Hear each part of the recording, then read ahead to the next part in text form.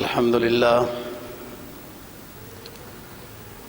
لله وكفى والصلاة والسلام على سيد الرسل وخاتم الأنبياء وعلى آله وأصحابه الذين أوفوا عهدا الذين هم خلاصة العرب العرباء وخير الخلائق بعد الأنبياء. أما بعد فأعوذ بالله من الشيطان الرجيم.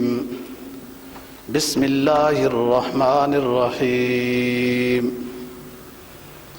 يسألونك ماذا ينفقون قل ما أنفقتم من خير فللوالدين والأقربين واليتامى والمساكين وابن السبيل وما تفعلوا من خير فإن الله به عليم. قال النبي صلى الله عليه وسلم لا تحرقن من المعروف شيئا ولو أن تلقى أخاك بوجه طليق. صدق الله العظيم وصدق رسوله النبي الأمي الكريم ونحن على ذلك لمن الشاهدين والشاكرين والحمد لله رب العالمين. دوسرا پارہ سورہ بقرہ کی ایک آیت کریمہ اور جناب نبی پاک صلی اللہ علیہ وسلم کا ایک فرمان تلاوت کیا ہے جس کو امام مسلم نے روایت کیا ہے. قرآن مجید کی آیت کا مفہوم یہ ہے، فرمایا اللہ رب العزت نے کہ اے نبی، حضرات صحابہ آپ سے پوچھتے ہیں کہ کیا خرچ کریں، کتنا خرچ کریں، کس کو دیں. قل ما انفقتم من خیر، اے نبی جواب میں فرما دیجئے جو بھی آپ کر سکتے ہو خرچ، بہتر ہے پہلے والدین کے لیے، رشتہ داروں کے لیے، پھر اور مسکین غریبوں مسافروں کے لیے خرچ کرو. وما تفعلوا من خیر فإن اللہ بہ علیم. جو بھی تم بھلائی کا کام کرتے ہو کرو گے اللہ کو معلوم ہے. کتنا خرچ کرتے ہو، کتنا کر سکتے تھے، کس نیت اور اخلاص سے خرچ کرتے ہو، اللہ کو سب معلوم ہے. جناب نبی پاک صلی اللہ علیہ وسلم کا فرمان جو تلاوت کیا ہے اس کا مفہوم یہ ہے، نبی پاک صلی اللہ علیہ وسلم فرماتے ہیں لا تحرقن من المعروف شیئا. نیکی خواہ تمہیں چھوٹی سی ہی معلوم ہو رہی ہو اسے حقیر اور ہلکا نہ سمجھو، بجا لو. لا تحرقن من المعروف شیئا، نیکی کی چھوٹی سی بھی کوئی صورت ہو اسے حقیر نہ سمجھو. چھوڑو جی یہ کیا بات ہے، جیسے آپ دیکھتے رہتے ہو یہ تو نفل ہی ہے نا جی، یہ تو مستحب ہی ہے. اور اگلے درجے میں بے ادبی یہ ہوتی ہے کہ لوگ کہہ دیتے ہیں یہ تو سنت ہی ہے. مطلب اس کا مطلب یہ ہے کہ ان کے ہاں سنت کا کوئی مقام نہیں ہے. حالانکہ سارا کچھ تو مخفی ہے سنت کی ادائیگی میں، اس کی برکت سے ملتا ہے. تو فرمایا کہ چھوٹی سی نیکی کو بھی حقیر نہ سمجھو، کیونکہ حقیر جب سمجھیں گے تو عمل نہیں کریں گے. اور اگر کچھ اور نیکی نہیں کر سکتے، صدقہ خیرات وغیرہ، وَلَوْ أَن تَلْقَى أَخَاكَ بِوَجْهٍ طَلِيقٍ، اپنے مسلمان بھائی کو خندہ پیشانی کے ساتھ ہی مل لو، یہی صدقہ ہے. یہ بھی صدقہ ہے، یہ بھی خیر ہے، یہ بھی بھلائی ہے اور اس پر بھی ثواب ملتا ہے. حدیث میں جناب نبی پاک صلی اللہ علیہ وسلم کا فرمان ہے نا، دو مسلمان بھائی صرف اس لیے ملتے ہیں کہ یہ ہمارا مسلمان بھائی ہے تو گناہ معاف ہو جاتے ہیں.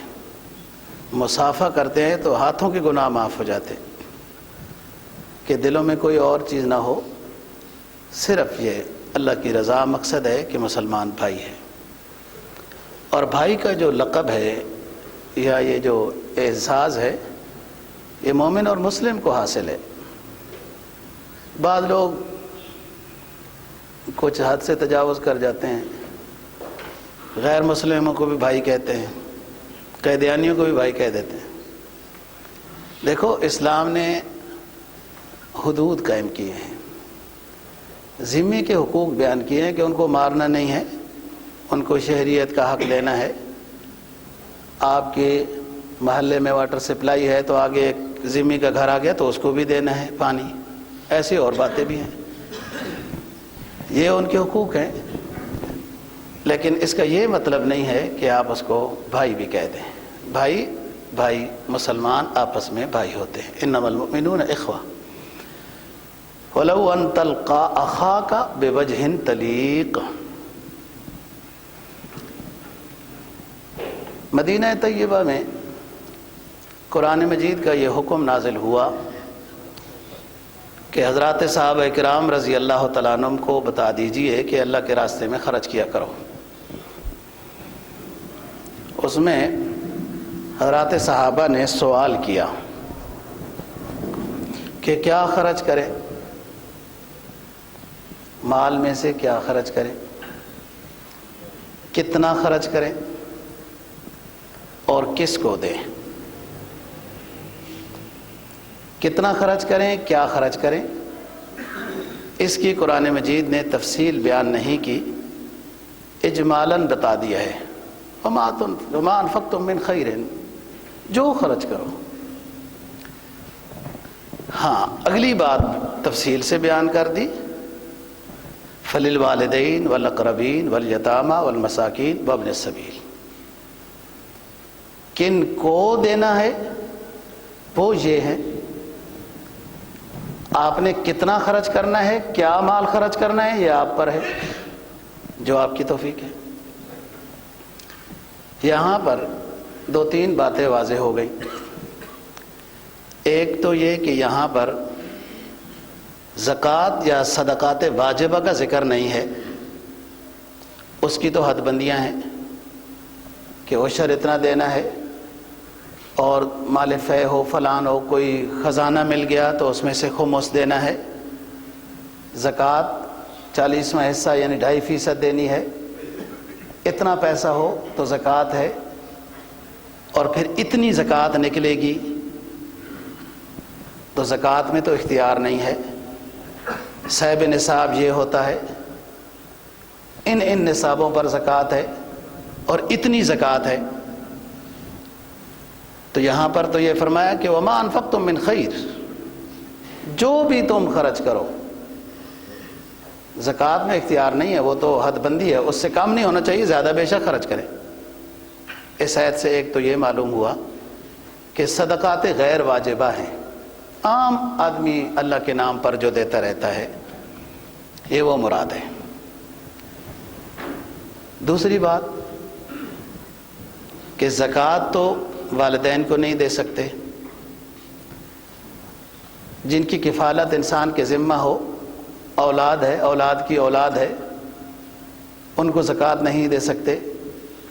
تو یہاں تو بتایا جا رہا ہے جو تم اللہ کے راستے میں نکالو والدین پر خرچ کرو، والدین کو تو زکوٰۃ نہیں دے سکتے۔ اس سے بات کلیئر ہو گئی کہ یہاں زکوٰۃ مراد نہیں ہے۔ ایک تو زکوٰۃ میں حد بندی ہے کہ اتنے پیسے ہوں گے، اتنی زکوٰۃ نکالنی ہے، یہاں تو اختیار دیا گیا، جو مرضی ہے۔ دوسری بات، زکوٰۃ والدین کو نہیں دے سکتے، یہاں پر والدین پر خرچ کرنے کا حکم ہوا۔ معلوم یہ ہوا کہ آپ کے پیسے جو آپ کی ضرورت اصلیہ سے زائد ہیں، اس کے زیادہ حقدار والدین ہیں، رشتہ دار غریب ہیں۔ والدین بھی جب غریب ہیں تو رشتہ دار غریب ہیں، اور مسکین مسافر وغیرہ جو غریب ہیں ان کو آپ دیں۔ وَمَا تَفْعَلُوا مِنْ خَيْرٍ، جو بھی تم بھلائی کا کام کرتے ہو۔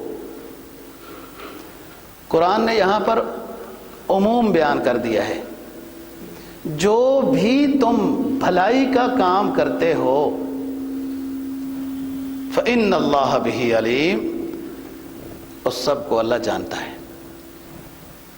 اس میں ساری چیزیں داخل ہو گئی ہیں، صدقہ و خیرات بھی، نماز بھی، نوافل بھی، ذکر و اذکار بھی، خدمت خلق بھی، تسبیحات بھی، جو بھی تم نیکی کا کام کرتے ہو، بھلائی کا کام کرتے ہو، فإن اللہ بہ علیم، اللہ جانتا ہے۔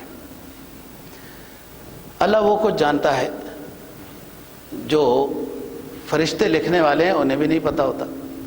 فرشتے تو ایک بندے نے نیکی کی ہے، نیکی لکھ لیں گے، ہو سکتا ہے اس بندے کی نیکی میں نیت ریاکاری ہو، فرشتے کو تو نہیں پتہ نیت کا، اللہ جانتا ہے کہ اس بندے نے کس نیت سے کام کیا ہے۔ وما تفعلوا من خیر فإن اللہ بہ علیم۔ تو اس لیے جو بھی نیکی انسان کے سامنے آئے کوشش کرے اس کو بجا لانے کی، اور جس منکر کے ساتھ واسطہ پڑے یعنی گناہ، تو ہمت یہی ہونی چاہیے کہ اس گناہ کے تو قریب بھی نہ جائے۔ وہ ذرا سی بات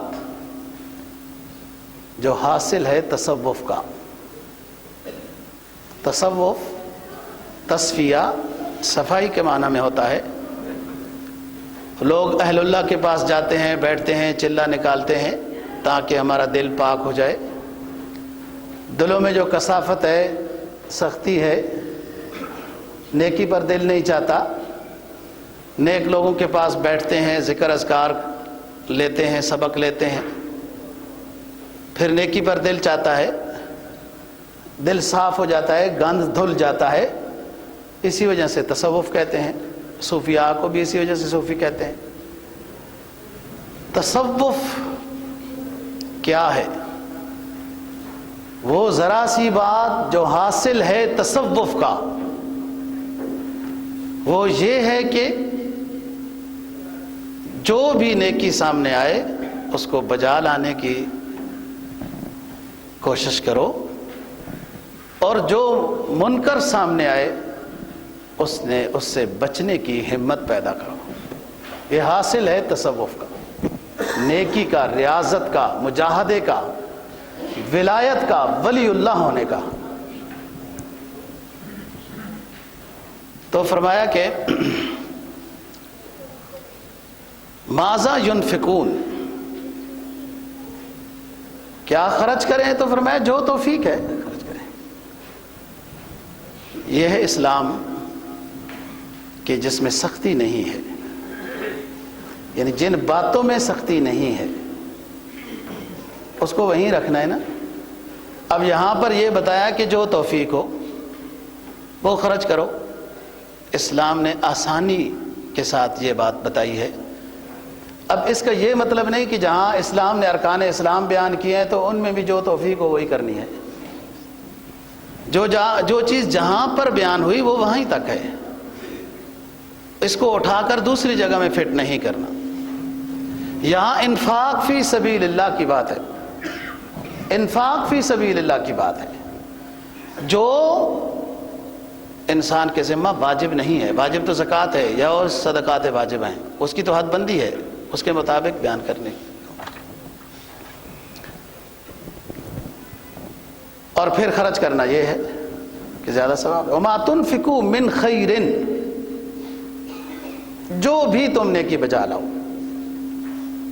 اب اس میں کوئی بڑی نیکی بجا لا سکتا ہے، کوئی چھوٹی لا سکتا ہے، اور میزان عدل میں تو اخلاص کو تولا جائے گا، کمیت کو نہیں، کیفیت کو، گنتی کو نہیں، کوالٹی کو تولا جاتا ہے۔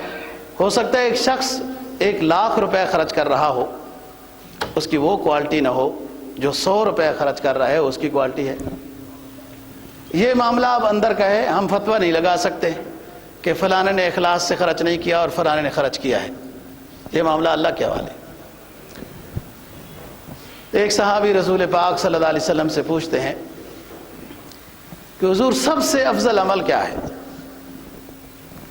آپ نے فرمایا الایمان باللہ، ایمان لانا دنیا میں سب سے اچھا افضل عمل ہے، اچھی دولت ہے، قیمتی سرمایہ ہے۔ یہ وہ سرمایہ ہے کہ جس کا زیادہ اندازہ آنکھ بند کرنے کے بعد محسوس ہوگا۔ کچھ سرمایہ ایسا ہوتا ہے بڑھاپے میں محسوس ہوتا ہے، بھائی بندے نے نوکری کی ہے، پینشن ہو گیا، بوڑھا ہو گیا، کمائی نہیں کر سکتا، بچے بھی پرواز کر گئے، وہ بھی خیال نہیں کرتے، تو اس کو پینشن ملتی ہے۔ وہ جوانی کیا محنت بڑھاپے میں کام آیا ہے؟ کچھ دنیا کی محنت ہے جو آنکھ بند ہونے کے بعد نظر آئے گی، وہ ایمان کی محنت ہے۔ اور یہ وہ ساتھی ہے، یہ وہ مخلص دوست ہے جو سارے چھوڑ جائیں گے یہ نہیں چھوڑے گا۔ تو ایسے کو دوست بنانا چاہیے نا، جو کبھی بھی نہیں چھوڑے گا، ایسا دوست ہونا چاہیے نا۔ شیخ سعدی کہتا ہے جب بندہ صاحب حیثیت ہوتا ہے، بادشاہ ہوتا ہے، سلطان ہوتا ہے، تو دنیا سینوں پر ہاتھ لگا لگا کر کہتی ہے جی کوئی حکم، کوئی پتہ ہے کہ بندہ کام کا ہے۔ اور جب بندہ غریب ہو جاتا ہے تو لوگ تو بوقت تنگ دستی آشنا بیگانہ میں گردد، بوقت تنگ دستی آشنا بیگانہ میں گردد، شراہی چوں سود خالی جدا پیمانہ میں گردد۔ تنگ دستی کے زمانے میں تو اپنے جاننے والے بھی اجنبی بن جاتے ہیں۔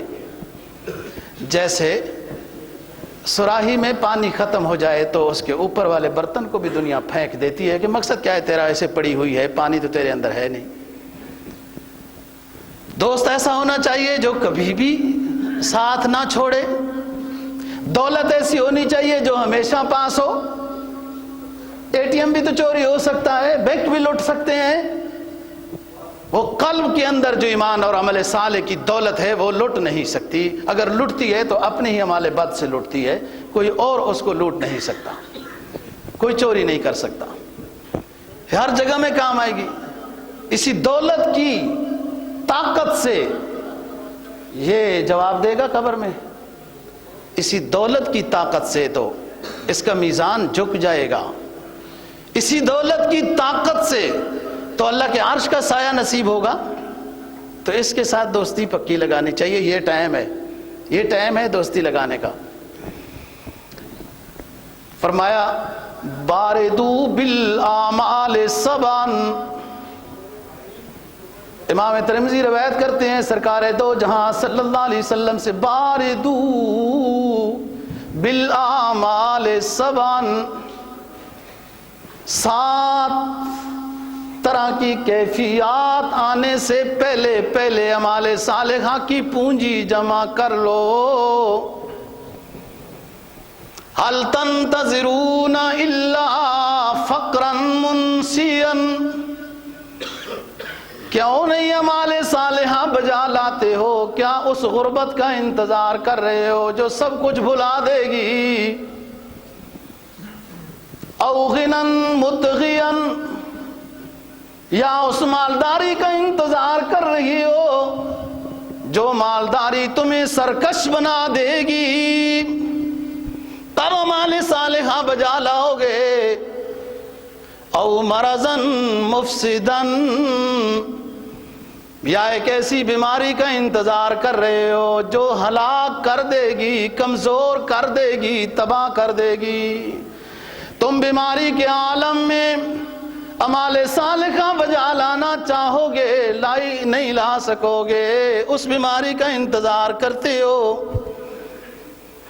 فقرا منسیا او غنا مطغیا او مرضا مفسدا او حرما مفندا، یا ایسے بڑھاپے کا انتظار کر رہے ہو جو سب کچھ، کئی لا یعلم بعد علم شیئا، ایسے بڑھاپے کا انتظار کر رہے ہو جو تمہیں سب کچھ معلوم تھا آج سب کچھ رخصت ہو جائے گا، پھر اعمال صالحہ بجا لاؤ گے۔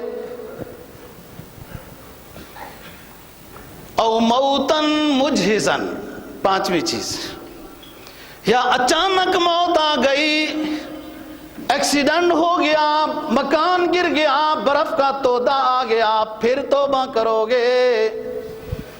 پھر تو دروازے بند ہو چکے ہوں گے۔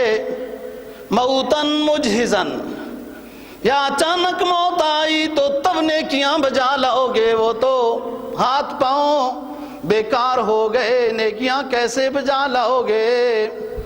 او الدجال فشر غائب ینتظر، چھٹی چیز، یا دجال کا انتظار کر رہے ہو، ادھر ادھر سے جب خبریں آئیں گی دجال کا ظہور ہو گیا تو میں نیکیوں میں لگ جاؤں گا، اس نیکی بند ہو جائے گی۔ اب الساعہ، یا قیامت کے جھٹکے کا انتظار کر رہے ہو، جب اسرافیل علیہ السلام سور پھونکے گے، جنگل کے درندے شہروں میں آئیں گے، شہروں کے لوگ جنگلوں کی طرف سفر کر لیں گے۔ ان زلزلۃ الساعۃ شیء عظیم یوم ترونها تذہل کل مرضعۃ عما ارضعت وتضع کل حاملۃ حملها۔ تم اس جھٹکے کا انتظار کر رہے ہو۔ دودھ پلانے والی ماں اپنے بچے کو کبھی چھوڑنا گوارا نہیں کرتی، وہ بچے کا منہ دودھ سے نکال کر پھینک دے گی۔ جب قیامت کا زلزلہ سنے گی، حاملہ حمل اپنا گرا دے گی، تم اس وقت عمل بجا لاؤ گے۔ باردو بالاعمال السبع، 7 طرح کی کیفیات احوال آنے سے پہلے نیکیاں بجا لے آؤ، پھر فائدہ ہوگا۔ یہ سرمایہ ہے، یہ جنت کی بے سلم ہے، یہ دنیا جنت کی بے سلم ہے، ایڈوانس جمع کیا جا رہا ہے۔ الدنیا مزرعۃ الآخرہ۔ صحابی پوچھتے ہیں حضور سب سے اچھا عمل کون سا ہے؟ فرمایا الایمان باللہ۔ اور جس شخص کے پاس ایمان کی دولت ہے وہ سب سے اونچا شخص ہے، لیکن ہر طرف سے لادینی نے گھیرا ہوا ہو، ڈھول اسی کا بج رہا ہو، اسلام دبا ہوا ہو۔ میں یہ نہیں کہہ رہا کہ کافروں کے ملکوں میں اسلام دبا ہوا، ہر جگہ میں یہی حال ہے۔ تو پھر ایک عام شخص یہی سوچتا ہے کہ یہ نیکیاں بجا لانا، تو نماز روزہ مسلمان، یہ کیا کروں؟ سارے لوگ تو تعریف ہیں اس کی کر رہے ہیں، وہی کرنا چاہیے۔ یہ ایمان جو بڑی دولت ہے یہ بھی کسی کسی کو سمجھ آتا ہے۔ یہ تو مزہ ہی تب آتا ہے جب رکاوٹیں زیادہ ہوں۔ پھر پوچھا حضور ایمان کے بعد سب سے اونچی چیز کیا ہے؟ سمجھنے کی بات ہے دوست، مسلم کی حدیث بیان کر رہا ہوں۔ فرمایا الجہاد فی سبیل اللہ، الجہاد فی سبیل اللہ۔ جب پہلے شک میں کمی ہو تو دوسری بھی رہ جاتی ہے، جب پہلی شک میں کمال ہو تو جہاد فی سبیل اللہ بھی ہوتا ہے۔ اب جہاد فی سبیل اللہ کیوں رک چکا ہے؟ اس لیے کہ پہلی شک ہی نہیں، ایمان باللہ ہی نہیں ہے، اللہ پر بھروسہ توکل عزم ہی نہیں ہے۔ حضرت عمر فاروق رضی اللہ تعالیٰ عنہ کو خط لکھا ایک جرنل نے، صحابی نے، کہ حضور دشمن بڑے سخت ہیں، ہم تھوڑے سے ہیں، ہمارے لیے طاقت بھیجی جائے، فوجی طاقت بھیجی جائے۔ ٹھیک ہے بات، لیکن عمر جیسا ایمان بھی تو ہو، بات تو ٹھیک ہے۔ عمر نے جواب میں لکھا رضی اللہ عنہ کہ ہم نے تو جو جنگیں بھی لڑی افرادی قوت سے نہیں لڑی، اللہ کی مدد سے لڑی ہے۔ اللہ کا نام لے کے جہاد کرو، افرادی قوت کی انتظار مت کرو۔ ہم نے جو جنگیں لڑی سرکار کے سائے میں وہ سب اللہ کی مدد سے لڑی ہیں، افرادی قوت کی نہیں۔ بہرحال بات یہ ہے دوستو کہ ایمان تھا نا، تو جب ایمان مضبوط ہو تو یہ چیزیں کمزور نظر نہیں آتی، بڑی نظر نہیں آتی، کفر کی طاقت بڑی نظر نہیں آتی جب ایمان قوی ہو۔ الجہاد فی سبیل اللہ۔ اب رہی یہ بات کہ میں اور آپ کیا کریں، ہم تو کچھ بھی نہیں کر سکتے۔ بات یہ ہے کہ اسلام اتنا وسیع اصول، ضوابط، احکام رکھتا ہے کہ جس میں جس دائرے میں جو آ رہا ہے اس نے اس پر عمل کرنا ہے۔ آپ سن رہے ہیں خبریں، مجھ سے بہتر جانتے ہو، کہ چین کے اندر مسلمانوں کو اوپر ظلم کیا جا رہا ہے، ہمارے پڑوس پتہ نہیں ہماری کیسی شہر آ گئے، یہ ویسے الفاظ کی بات ہے، یعنی شہر آگ دو، پھر شہر آگ بھی پھر ہم نے دے دی تو پھر بھی ہم چپ۔ یہ لقب ہی نہیں کہنا چاہیے نا جی کشمیر ہماری شہر آگ ہے، یا کہنا ہے تو پھر کرنا ہے جی۔ چین کے اندر مسلمانوں پر یہ ظلم ہو رہا ہے، کشمیر میں یہ ظلم ہو رہا ہے، آپ سب سمجھتے ہیں۔ اب ہندوستان میں کیا ہو رہا ہے وہ بھی معلوم ہے، عراق سنو، شام سنو، فلسطین سنو، برما سنو، جدھر سنو، مسلمانوں پر ظلم ہو رہا ہے۔ اس ظلم سے نجات دلانے کا فرض اولاً مسلمان حکمرانوں کے اوپر ہے، مسلمان حکومتوں پر ہے۔ ان سے پوچھو گی، آپ کو ہم نے سلطنت دی تھی، طاقت دی تھی، فوج دی تھی، سارا کچھ دیا تھا، آپ لوگوں نے ان مظلوم مسلمانوں کی مدد کس درجے میں کی ہے؟ ہو گئی بات، یہ تو ان کے لیے ہے۔ اب ہم یہ کہتے ہیں کہ مظلوم مسلمانوں کی مدد ارباب اقتدار نے کرنی ہے اور ہم نے ہاتھ باندھ کے بیٹھ جانا ہے کیونکہ کام ان کا ہے۔ نہیں، جو ان کا کام ہے وہ ان کا کام ہے، جو اسلام کے حکم ہمارے ذمہ ہیں، جب ہم ان کے اوپر عمل نہیں کریں گے تو اس لحاظ سے ہم سے پوچھو گی۔ یہ نہیں بات کہ یہ ملبہ ان پر ڈال دیا اور ہم جنت کے وارث ہو گئے، ہمیں کچھ نہیں کرنا۔ اسلام کے احکام میں نے کہا بہت وسیع ہیں، ہر جماعت کے لحاظ سے اس کے احکام ہیں۔ اب ہم ان مظلوم مسلمانوں کے لیے کیا کر سکتے ہیں؟ اللہ جانتا ہے کہ ہم ظاہری طاقت کے لحاظ سے کچھ نہیں کر سکتے، ہم ان کے لیے دعا کر سکتے ہیں، یہ تمنا کر سکتے ہیں، یہ آرزو کر سکتے ہیں، اس خواہش کا اظہار کر سکتے ہیں کہ جب ضرورت پڑی ہمیں بھی، اور ہماری فوج کہتی ہے کہ جہاد کا اعلان ہو گیا، اب شہری لوگ بھی ہمارے ساتھ اگر جہاد میں شریک ہوتے ہیں تو ہم یہ نیت اور آرزو رکھتے ہیں کہ ہم بھی شریک ہو جائیں گے، یہ ہمارے ذمہ کام ہے۔ اور دعا کر سکتے ہیں کہ اللہ تعالیٰ مسلمانوں کی مدد فرما کے اس میں ہم نام لکھوا رہے ہیں، ہماری دعا سے ہونا کچھ نہیں ہے، یہ یاد رکھو۔ ظالم کے ہاتھ کو روکنا ہوتا ہے، پھر ظلم سے وہ باز آتا ہے، ظالم دعاؤں سے باز نہیں آتا، لیکن ہم اپنا نام لکھوا رہے ہیں کہ ہم ان مظلوم مسلمانوں کے ساتھ ہیں، یہ دعا کا مطلب یہ ہے۔ باقی کام بڑے حضرات کا ہے، سب سے زیادہ سعودی عرب کا ہے، اسلام کا مرکز ہے وہ، اور انہیں سوچنا چاہیے کہ کیوں ہر جگہ پہ مسلمانوں کے اوپر ظلم و ستم ہو رہا ہے، اور اس کے لیے وہ عملی اقدام کریں گے، یہ ان کے ذمہ ہے۔ ہمارے ذمہ کیا ہے؟ آگے چلو۔ فرمایا سب سے افضل عمل الایمان باللہ، نمبر 2 والجہاد فی سبیل اللہ۔ پھر صحابی عرض کرتا ہے حضور اور عمل کیا ہے؟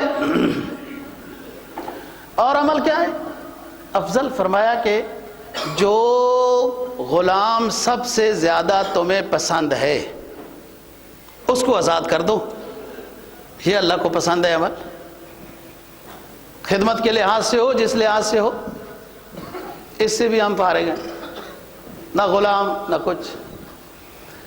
آگے جی وہ کہتے ہیں حضور اگر یہ میں کام نہ کر سکوں، ایمان کے بعد جہاد بھی نہ کر سکا، غلام بھی آزاد نہ کر سکا، تو اور کیا کروں پھر؟ فرمایا جو بندہ کام کر رہا ہے اپنا، لیکن اس میں وہ کمزور نظر آ رہا ہے، اس کے ساتھ شریک ہو جاؤ تاکہ اس کا کام ہو جائے، تو یہ بھی نیکی ہے اور اللہ کو بہت پسند ہے۔ اور اگر کوئی ایسا بندہ ہے کہ جو اپنا کام بالکل نہیں کر سکتا تو اس کا کام کر دو، یہ بھی نیکی ہے۔ صحابی کہنے لگا حضور مجھے تو یہ ساری مشکل نظر آتی ہیں، اگر میں یہ نہ کر سکوں تو پھر؟ آپ نے فرمایا کہ پھر ایک کام تو لازمی ہے، اور ہم سب نے خیال سے سننا ہے کہ اس سب سے ادنا کام کے بعد پھر کوئی کام نہیں ہے، جہاد بھی نہ کر سکے، غلام بھی آزاد نہ کر سکے، کسی کی خدمت بھی نہ کر سکے وغیرہ۔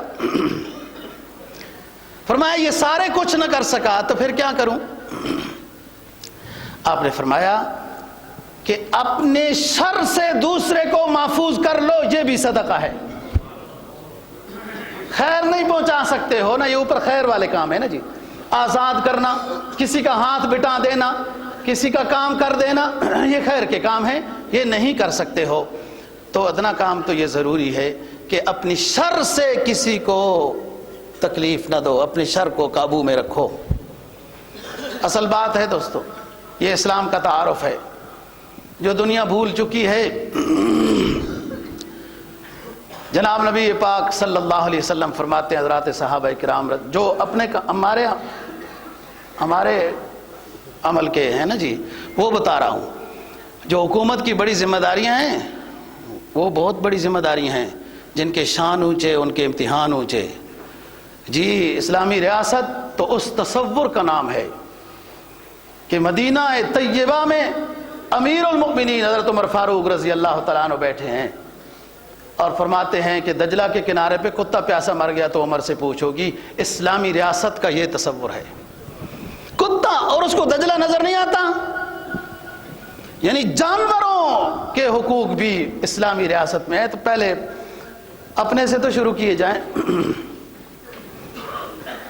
حکمرانوں کے شانیں بڑی اونچی ہیں، آپ کو پروٹوکول بڑا نظر آتا ہے، ٹر اس طریقے سے، اور سب سے زیادہ تو ہمیں نظر آتا ہے جی یہ بڑا روڈ ہے نا جی، بڑی رونقیں ہیں، بلو ایریا والوں کو تو سب سے زیادہ نظر آتا ہے۔ ایک شعر دستور ہے، ایک شعر فلاں ہے، بڑی شانیں ہیں، کوئی بات نہیں، اللہم مالک الملک تؤتی الملک من تشاء، یہ اپنی جگہ پر ہے۔ اور پھر امتحانات بھی بڑے ہیں، پوچھ بھی بہت ہے، ہمارے ذمہ کیا کام ہے وہ چلیے وہ ہم نے کرنے ہیں، اگر ہمارے ذمہ جو کام ہے وہ ہم نہیں کریں گے تو پھر ہم بھی پھنس گئے۔ فرق کیا رہا؟ سرکار دو جہاں صلی اللہ علیہ وسلم فرماتے ہیں ہر مومن نے صبح کرنی ہے اور صدقہ دینا ہے، یہ حدیث اتنی ہے۔ دوسری حدیث میں فرمایا ہر مومن نے صبح کرنی ہے، اس کے جسم کے 360 جوڑیں، ہر جوڑ کا صدقہ دینا ہے۔ یہ حدیث یہاں تک ہو گئی۔ اگلی حدیث، ہر انسان کے، ہر مسلمان کے جسم کے 360 جوڑ ہیں، ہر جوڑ کا صدقہ دینا ہے، ہر روز دینا ہے۔ ایک صحابی عرض کرنے لگے، یہ صحابہ بڑے اونچے لوگ ہیں، انہوں نے اسلام کو بڑا آسان کیا ہے سوال کر کے، حضور ہم تو بڑے غریب لوگ ہیں، ہر روز 360 جوڑوں کا صدقہ کیسے دیں گے؟ آپ نے فرمایا کہ الحمدللہ صدقہ، اللہ اکبر صدقہ، سبحان اللہ صدقہ، امر بالمعروف صدقہ، نہی عن المنکر صدقہ، راستے میں سے تکلیف دینے والی چیز ہٹا دینا صدقہ، کسی ساتھی مسلمان سے خندہ پیشانی سے مل لینا صدقہ، اور اگر چاشت کے 2 نفل پڑھ لیے تو 360 جوڑوں کا صدقہ۔ چاشت کے، اشراق ہوتا ہے سورج طلوع ہونے کے 10 منٹ بعد، چاشت ہوتا ہے سورج طلوع ہونے کے 1 گھنٹے بعد، اور یہ چاشت کی نماز بہت عظیم نماز ہے۔ ایک تو سارے جوڑوں کا صدقہ ہو گیا۔ حدیث میں آتا ہے کہ وہ باتیں، وہ عبادات جو پیغمبر علیہ الصلوۃ والسلام، سب پیغمبر علیہ الصلوۃ والسلام کی مشترکہ رہی ہیں نا جی، مسواک کرنا، خوشبو لگانا وغیرہ وغیرہ، ان میں سے چاشت کی نماز آدم علیہ الصلوۃ والسلام سے لے کر آخر تک سب پیغمبر علیہ الصلوۃ والسلام ادا کرتے تھے۔ آپ نے سنا ہوگا مسجد مدینہ طیبہ کی آپ زیارت کے لیے جاتے ہیں کہ جس سائڈ میں روضہ رسول ہے اور وہ جنت البقیع ہے، اس کے بالکل مخالف سمت میں مسجد غمامہ ہے۔ غمامہ کہتے ہیں بادل کو۔ یہ وہ جگہ ہے کہ آپ صلی اللہ علیہ وسلم تھوڑا چلتے ہوئے تشریف لے گئے تو وہاں پر چاشت کے 2 نفل ادا کرنا چاہا تو اللہ نے اپنے بادلوں کو حکم دیا کہ میرے محبوب پر سایہ کر دو۔ تھوڑی دھوپ ہو جاتی ہے، اور پھر وہاں کی دھوپ تو آپ سمجھتے ہیں، یعنی چاشت کی نماز جو 1-1.5 گھنٹہ بعد ہو جاتی ہے، پھر رہتی ہے زوال سے پہلے 2 رکعت پڑھ لیے جائیں، کتنا وقت خرچ ہوتا ہے؟ سب پیغمبر علیہ الصلوۃ والسلام اس کی پابندی کرتے رہے ہیں، جبکہ نفل نماز ہے۔ اور آگے سنیے، حدیث میں جناب نبی پاک صلی اللہ علیہ وسلم کا فرمان ہے، چاشت کی نماز پڑھنے والے کے گناہ جتنے بھی زیادہ ہوں، حتیٰ کہ سمندر کی جھانک کے برابر بھی ہوں، تو معاف ہو جاتے ہیں۔ یہ چاشت ہے، اور اس میں یہ پابندی بھی نہیں ہے کہ صبح کی نماز پڑھ کے آپ مسجد میں بیٹھے رہیں، یہ تو بے شک اپنے کام میں مصروف رہیں، جہاں بھی ہوں پڑھ سکتے ہیں، گھر میں ہو جہاں بھی ہوں۔ اشراق کے لیے فضیلت یہ ہے کہ صبح کی نماز باجماعت ادا کر کے ادھر ہی بیٹھا رہے، یہ افضل ہے۔ نہ بھی بیٹھے تو پڑھ سکتا ہے، لیکن اس کو مقام زیادہ ملے گا۔ سورج کے طلوع ہونے کے 10 منٹ بعد پڑھتا ہے، یہ اشراق کی نماز ہے، جس کو حج عمرے کا ثواب بتایا گیا ہے۔ جی آگے چلیے، نبی پاک صلی اللہ علیہ وسلم نے فرمایا کہ جو شخص اور کچھ نہیں کر سکتا صدقات میں سے، امت کو فائدہ پہنچانے میں سے، کسی کو سامان اٹھوا دیتا ہے۔ وہ لوگ پہلے زمانے میں گٹھڑیاں باندھتے تھے نا، سر پر اٹھاتے تھے، تو 2 بندے چاہیے ہوتے تھے۔ یہ کر لیتا ہے تو اس کو بھی صدقے کا ثواب ہے، خیر والا بندہ ہے۔ اور اب یہ ہے کہ گاڑی پر رسی باندھ لیں گے، وہ فریج اٹھا کے اوپر مدد کرا لیں گے، یہ بھی اس میں داخل ہے۔ اور نبی پاک صلی اللہ علیہ وسلم کی سنت بھی ہے، اور مکی دور کی اصحاب سیر سرکار دو جہاں صلی اللہ علیہ وسلم کا عمل مبارک نقل کرتے ہیں۔ فرمایا رسول پاک صلی اللہ علیہ وسلم نبوت کے بعد مکہ کے علاقوں میں پھرتے ہیں، گلیوں میں امر بالمعروف توحید کی دعوت دیتے ہیں، اور اپنے رشتہ دار بھی تیر برساتے ہیں، تانے دیتے ہیں۔ کوئی یوں تانے دیتے ہیں، غریبوں کو پیغمبر بنا دیا۔ سنو پڑھے لکھے دوستو، اسلام پر سب سے پہلے تانا کیا کسا گیا کہ ہمارا امام، ہمارا پیغمبر اس خاندان سے لیا گیا جو غریب ہے، جس کے ہاتھ میں سرداری نہیں، جس کی مکہ پہ حکمرانی نہیں، اس سے ختم نبوت کا تاج پہنایا گیا۔ یہ تانے مارے جا رہے ہیں۔ اقبال مرحوم کہتا ہے کہ سے خبر کہ ہزاروں مقام رکھتا ہے، وہ فقر جس سے ہو بے پردہ روئے قرآنی۔ فقر و فاقہ کے تانے دینے والوں، لاکھوں ذخیرہ حدیث میں سب سے زیادہ احادیث جمع کرنے والے صحابی رسول وہ حضرت ابو ہریرہ رضی اللہ تعالیٰ عنہ ہیں، جو فقر و فاقہ کی وجہ سے مسجد نبوی کے سین میں بے ہوش پڑے ہوئے ہیں۔ کسے خبر کہ ہزاروں مقام رکھتا ہے، وہ فقر جس سے ہو بے پردہ روئے قرآنی۔ مکہ کے ایک چوراہے پر بوڑھی اماں کھڑی ہوئی ہے، گٹھڑی باندھی ہوئی ہے، اس نے سامان کی، بستر بھی، آٹا بھی، کچھ اور چیزیں بھی۔ کیا دیکھتی ہے کہ کوئی نوجوان مل جائے، کوئی مزدور مل جائے، کوئی میری گٹھڑی اٹھا کے مکہ سے باہر جا، میں جانا چاہتی ہوں، وہاں پہنچا دے۔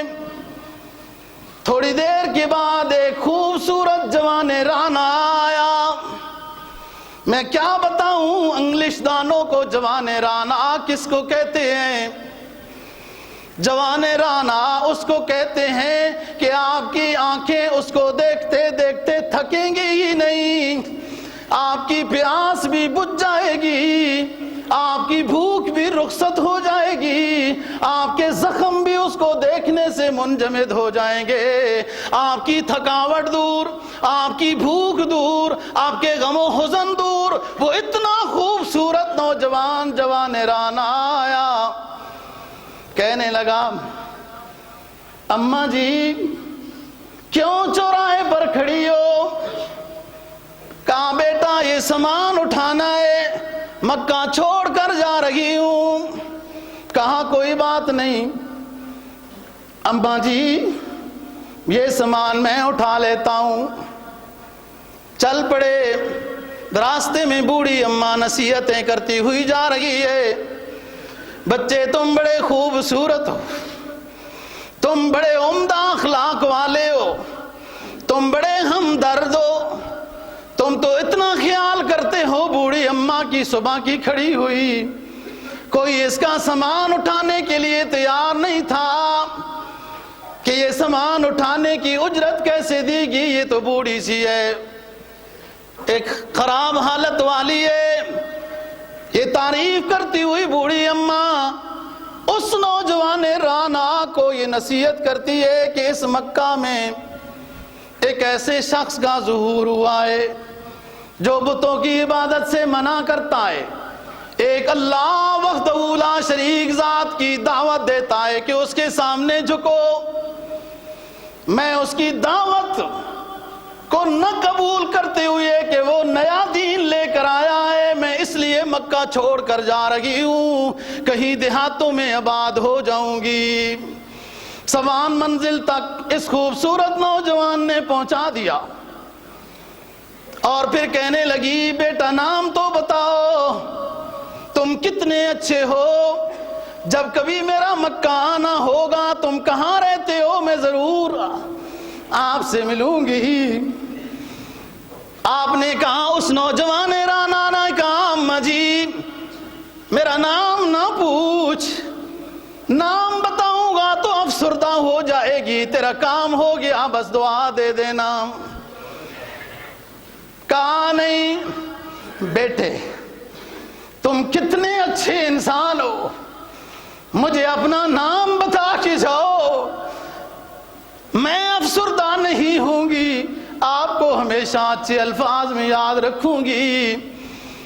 کہا اماں جی جس کا پیغام سن کر تم مکہ چھوڑ کر آ رہی ہوں میں وہی محمد ہوں صلی اللہ علیہ وسلم۔ وہ آپ دیدہ ہو گئی، کہا میں نے دیکھا نہیں تھا آپ کو، لوگوں کی باتیں سنی تھی، سنی سنائی میں مکہ چھوڑ کر جا رہی ہوں، میں اپنی تمام غلطیوں کی معافی چاہتی ہوں، سب سے پہلے مجھے اپنے دین میں داخل کر دیجئے۔ یہ اسلام ہے دوستو، کہ یہ کام ہیں جو خدمت کے ہیں، یہ ہمارے کرنے کے ہیں، جن میں ہم اگر سست ہوئے تو ہم سے پوچھو گی۔ عبادات کے لحاظ سے، خدمت کے لحاظ سے اللہ دین کی سمجھ اور عمل کی توفیق نصیب فرمائے۔ وآخر دعوانا